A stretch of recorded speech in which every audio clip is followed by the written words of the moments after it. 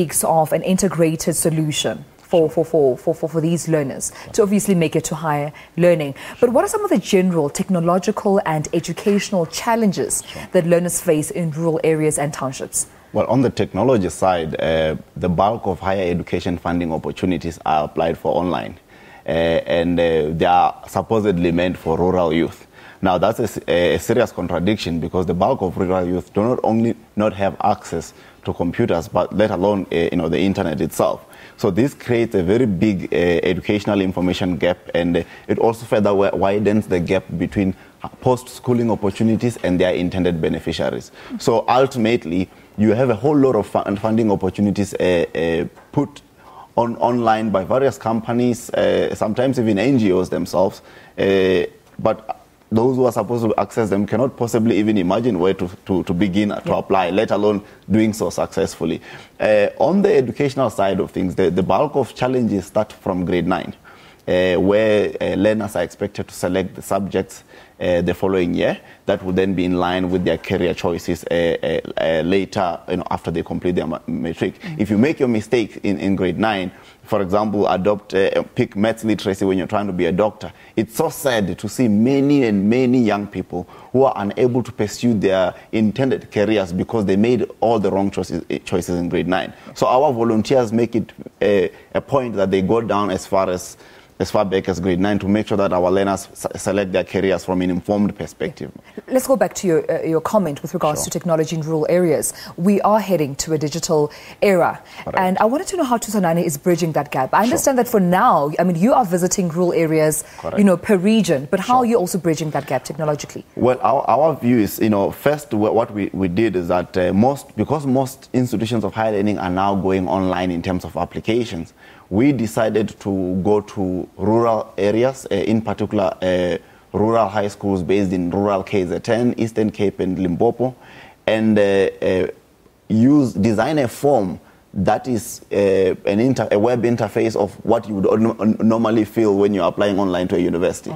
Make rural youth fill that particular form and then come back with it to Gauteng and use our university graduates and volunteers to punch in and apply for our learners online. So our learners will just get an SMS that we have received your application at UJ, largely because they filled in that particular Thusanani form, which is designed to meet the requirements of an online UJ application form, for example.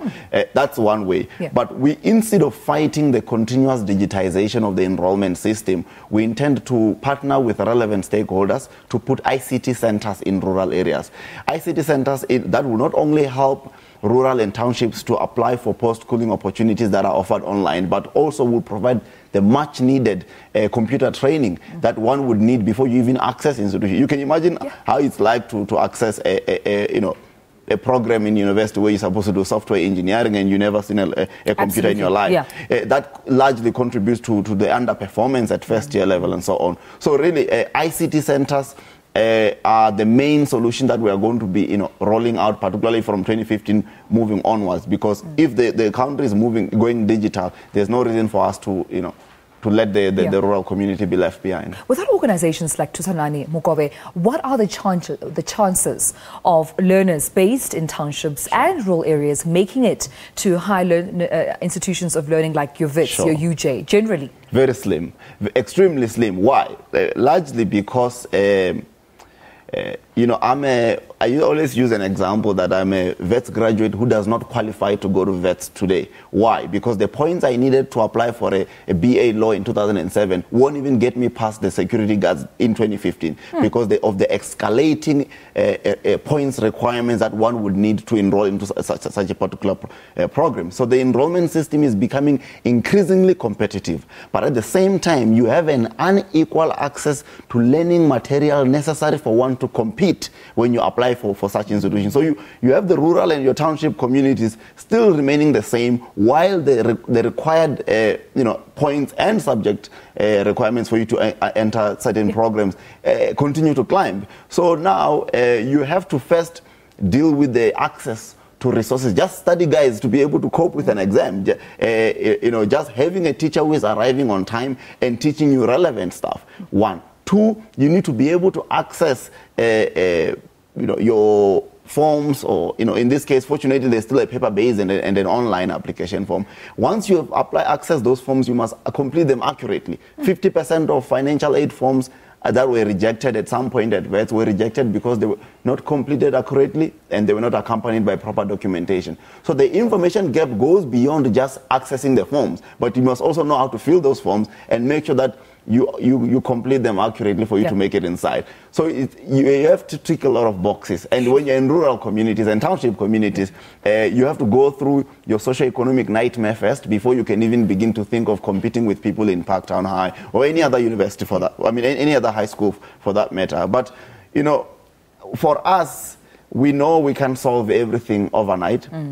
So our I would say, accurate or unique ingredient is in building and nurturing the drive of rural and township learners, because you can have all the facilities and all the technology and all the books and all the best teachers that you need, but if you don't have the drive to succeed, if you don't have the drive for academic excellence, you still won't be able to succeed. Let's talk about that for a moment. Sure. You mentioned something very interesting, that you can't solve all problems, especially overnight. Take us through some of the challenges that you incur as Thusanani. Sure. I think one is the attitude of learners.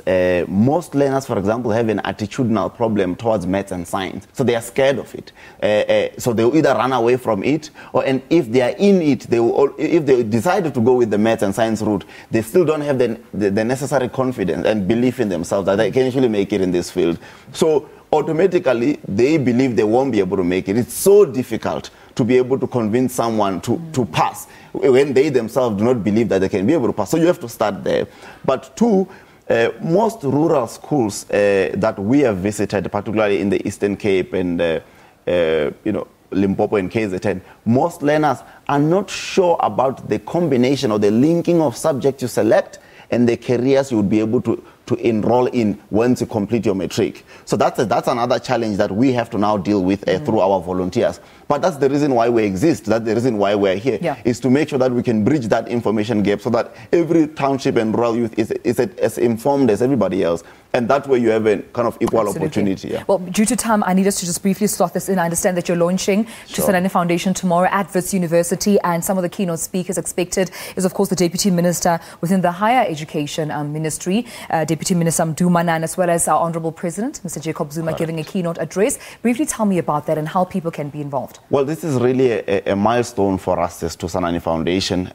We have decided to launch our foundation because we don't believe in what you would call a piecemeal kind of approach towards the problem. The problem is huge. There's an overflowing of energy from volunteers who intend to take the problem head on. Young people are willing to volunteer, and there's no reason why we should restrict ourselves to Wembe and Sisonke and in the Jokabi in the Eastern Cape. If there are rural youth in the Free State who want to take on the problem, we need to be able to expand to that area. So we are launching at Wits University, which is our birthplace as the foundation, but ultimately, I want to also emphasize that our existence is not limited to the walls of institutions of higher learning such as universities. We have a big emphasis on vocational and artisan skills, largely because the country needs those skills, and they are also able to help young people to become employable post-completion of their studies, but to also complete their studies with practical experience moving forward. Wow, Mukovhe Masutha, thank you so much for joining us, and thank you for your contribution. Thank you for your time. Thank you.